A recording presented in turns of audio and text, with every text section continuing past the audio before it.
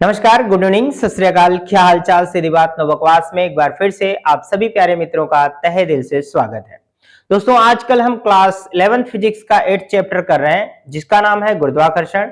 और आज की इस वीडियो में हम एक इंपॉर्टेंट टॉपिक लेकर आए हैं, गुरुत्व बल तथा गुरुत्वीय त्वरण। और साथ में इसी वीडियो में हम बात करेंगे स्मॉल जी तथा कैपिटल जी में संबंध की भी बात करेंगे।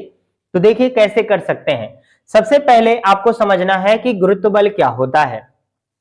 पृथ्वी द्वारा किसी वस्तु पर लगाए गए आकर्षण बल को गुरुत्व बल कहते हैं। देखिए, इसी तरह से हमने बताया था आपको गुरुत्वाकर्षण बल।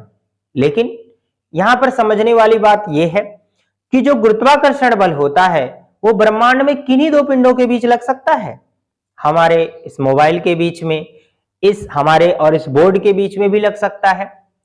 लेकिन जो गुरुत्व बल है उसमें से एक पिंड को पृथ्वी होना चाहिए। ठीक है, जैसे हमने कहा कि यहां पर एक पिंड मैं हूं और एक पिंड क्या है, ये बोर्ड है या दीवार है। लेकिन जब गुरुत्व बल की बात होगी तो हमने यहां पर कहा है पृथ्वी द्वारा किसी वस्तु पर लगाए गए आकर्षण बल को गुरुत्व बल कहते हैं। तो उसमें से एक पिंड पृथ्वी हो और दूसरा पिंड कोई भी हो सकता है। जैसे मैं इसे गिरा दूं तो ये नीचे गिरेगा, क्यों? पृथ्वी इस पर आकर्षण बल लगाएगी, तो इस बल को हम क्या कहेंगे? गुरुत्व बल कहेंगे। दोस्तों, यहां पर हमें समझना है अब गुरुत्वीय त्वरण, जिसको हम कहते हैं ग्रेविटेशनल एक्सेलरेशन। जैसे हम जानते हैं, जैसे जैसे कोई वस्तु पृथ्वी की समीप पहुंचती है उसका वेग बढ़ता जाता है। ठीक है, जैसे जैसे ऊपर जाएगा वैसे वैसे वेग घटता भी जाएगा, ये भी ध्यान रखना है। अर्थात मुक्त रूप से पृथ्वी की ओर गिरते किसी पिंड के वेग में प्रति सेकंड होने वाले वेग परिवर्तन को ही हम क्या कहते हैं? गुरुत्वीय त्वरण कहते हैं। इसे स्मॉल जी से प्रदर्शित करते हैं और जी का मान, यहां पर देखिए गुरुत्वीय त्वरण क्या है, यहां से यहां तक, ये बातें आपको समझनी है। और इसे स्मॉल जी से प्रदर्शित किया जाता है, ये हम छपे हुए अक्षरों का इस्तेमाल किए हैं और इसका मान 9.8 मीटर प्रति सेकंड स्क्वायर होता है। ये भी आपको ध्यान रखना है। अच्छा, पृथ्वी तल पर ही 9.8 मीटर प्रति सेकंड स्क्वायर होता है। पृथ्वी तल से ऊंचाई बढ़ेगी या गहराई होगी पृथ्वी के अंदर, तो जी के मान में क्या होगा? परिवर्तन होगा, बदलाव होगा, कम ज्यादा हो सकता है। वैसे ज्यादा नहीं होता। पृथ्वी तल से ऊंचाई भी होगी तो भी कम हो जाएगा, गहराई होगी तो भी कम होगा, और इन सब चीजों का भी हम प्रूफ करेंगे। लेकिन ये चीजें आपको पहले समझ लेनी है। ठीक है, ये बात समझ में आ गई, गुरुत्वीय त्वरण क्या है, क्लियर है। अब इसके बाद देखिए, अच्छा ये कैसे त्वरण हो गया? हमें पता है कि त्वरण क्या होता है, वेग परिवर्तन। समझिएगा जरा, त्वरण ए लिखते हैं ना, पर यहां पर त्वरण को जी हमने लिखा है, तो यहां पर लिख लेते हैं जी बराबर, हम जानते हैं वेग परिवर्तन डेल्टा वी अपॉन क्या होता है, डेल्टा टी। लेकिन दोस्तों हमने कहा है प्रति सेकंड, तो डेल्टा टी की जगह पे हम क्या रख देंगे, एक लिख देंगे, तो ये हो जाएगा हमारा एक। तो केवल जी का मान जो होगा वो वेग परिवर्तन के ही बराबर हो जाएगा। इसीलिए हमने कहा है कि प्रति सेकंड होने वाले वेग में प्रति सेकंड होने वाले परिवर्तन को, यानी वेग में ही केवल जो परिवर्तन हो रहा वही गुरुत्वीय त्वरण हो जाएगा। ठीक है, ये बात समझ लेनी है बस। अब हम समझते हैं कि स्मॉल जी तथा कैपिटल जी में संबंध। स्मॉल जी तथा कैपिटल जी में संबंध, ठीक है, देखते हैं। ये हमारा हो जाएगा संबंध। ठीक है, संबंध हो जाएगा, ये यहां पर लिख लीजिएगा संबंध। कैसे लिखेंगे? देखिए दोस्तों, अगर हम यहां पर पृथ्वी बना देते हैं, ये पृथ्वी गोल तो नहीं है पर हम कंसीडर कर लेते हैं इतना, तो देखिए यहां पर क्या हो जाएगा, ये पृथ्वी की त्रिज्या आर ई है दोस्तों। ठीक है, अगर इस पृथ्वी तल पर कोई वस्तु रखी हुई है जिसका द्रव्यमान क्या है, स्मॉल एम है, और पृथ्वी का द्रव्यमान है, हम जानते हैं कैपिटल, पृथ्वी बड़ी है तो बड़ा एम, और मास ऑफ अर्थ लिख ले रहा हूं मैं ई। ये क्या है, रेडियस ऑफ अर्थ, मतलब पृथ्वी की त्रिज्या है, इनके बीच दूरी है। ये ऊपर भी हो सकता है, ठीक है, लेकिन सबसे पहले अभी के लिए हम यही मान रहे हैं कि पृथ्वी तल पर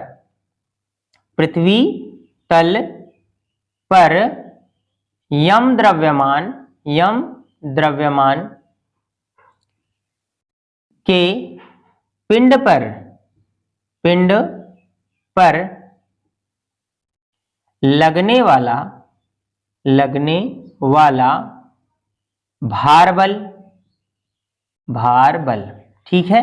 केवल भार बल की बात मैं कर रहा हूं, केवल भार बल। तो भार बल क्या हो जाएगा प्यारे बच्चों, यहां पर भार बल F बराबर क्या होता है, m इंटू जी होता है, इक्वेशन नंबर फर्स्ट मान लेंगे।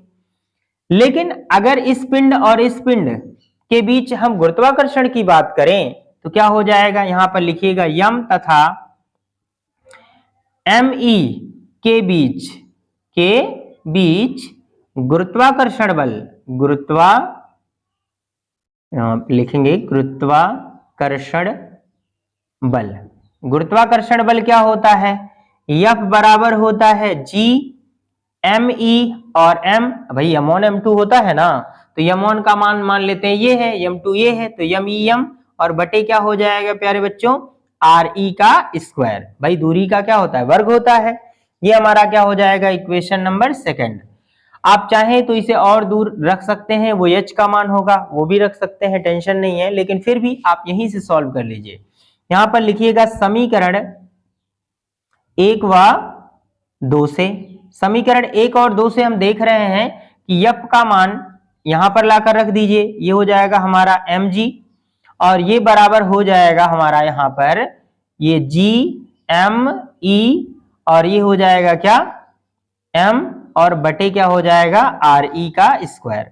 ये स्मॉल m है, ये इससे कट जाएगा, तो स्मॉल g की वैल्यू क्या आ जाएगी दोस्तों, स्मॉल g की वैल्यू आ जाएगी यहां पर GME बटे क्या हो जाएगा RE का स्क्वायर। इस तरीके से हम कह सकते हैं स्मॉल g तथा कैपिटल G में ये आ जाएगा दोस्तों, संबंध आ जाएगा। इससे क्या यहां पर सीख मिलती है कि यहां पर जो पिंड का द्रव्यमान कट गया है, इससे ये पता चलता है कि गुरुत्वीय त्वरण G का मान किसी भी पिंड के द्रव्यमान पर निर्भर नहीं करता, केवल पृथ्वी के द्रव्यमान पर निर्भर करता है और उसकी त्रिज्या पर निर्भर करता है। समझ में आया? आगे देखते हैं, इसके कुछ एग्जाम्पल समझने चाहिए आपको। मान लेते हैं कि हम यहाँ पर कोई छत है, घर है, ये हमारा ही घर ले लीजिए, और यहां से हम एक रुई का टुकड़ा है ना, अगर हम रुई का टुकड़ा फेंक दें, है ना, रुई का ये ऐसा टुकड़ा हमने फेंक दिया, और यहां से एक पत्थर, एक क्या कर रहे हैं, पत्थर, अगर एक पत्थर का टुकड़ा हमने यहां पर गिरा दिया, तो आप मुझे बताओ कि सबसे पहले नीचे पृथ्वी तल पर कौन गिरेगा, कौन गिरेगा बताओ, पृथ्वी तल पर कौन गिरेगा, ये पृथ्वी है, पृथ्वी तल है, बोलो पृथ्वी तल पर कौन सबसे पहले गिरेगा, तो आपका जवाब होगा कि सर ये पत्थर पहले गिरेगा, रुई बाद में गिरेगी। देखिए आपका जवाब बिल्कुल सही है, रीजन इसका यही है कि दोस्तों कि रुई क्या है, हमारा हल्का है, और ये जो पत्थर है वो क्या है, ज्यादा भार वाला, इसलिए पहले गिर जाएगा। लेकिन अगर आप यहां पर देखिए, हमने कहा ना कि जी का मान वस्तु के द्रव्यमान पर निर्भर नहीं करता, तो आपका जवाब ये होना चाहिए कि रुई और पत्थर दोनों एक साथ गिरेंगे, लेकिन ये तभी हो सकता है, हमने यहां पर लिखा है मुक्त रूप से यहां पर गिरेंगे तभी ऐसा हो पाएगा।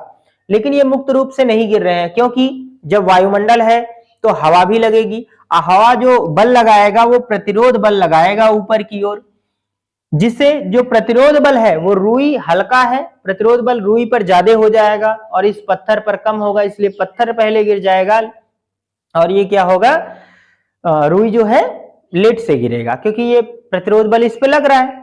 लेकिन यहीं पर हम एक सवाल और करें कि अगर आपके पास एक कंटेनर हो, मान लीजिए इस तरह से कंटेनर है कोई, और ये पूरी तरह से क्या हो, निर्वात हो, क्या हो, निर्वातित है, हम यहां पर निर्वात लिख ले रहे हैं, ठीक, निर्वात है, और अब यहां पर आप एक पत्थर गिराओ और एक रुई का टुकड़ा गिराओ, ठीक है, तब कौन पहले गिरेगा, तब दोनों ही पिंड क्या होंगे, एक साथ इस जगह पर आकर गिरेंगे, क्योंकि अब ये निर्वात है, यहां पर कोई भी प्रतिरोध बल नहीं लग रहा है, मुक्त रूप से गिरेंगे तो ये दोनों एक साथ गिरेंगे, ठीक है। आप चाहे रुई फेंक दो, एक चींटी फेंक दो, और या फिर एक हाथी फेंक दो, दोनों एक साथ ही गिरेंगे, लेकिन ऐसा कंडीशन तभी होगा जब निर्वात होगा, मुक्त रूप से गिरेंगे तभी ऐसा हो पाएगा।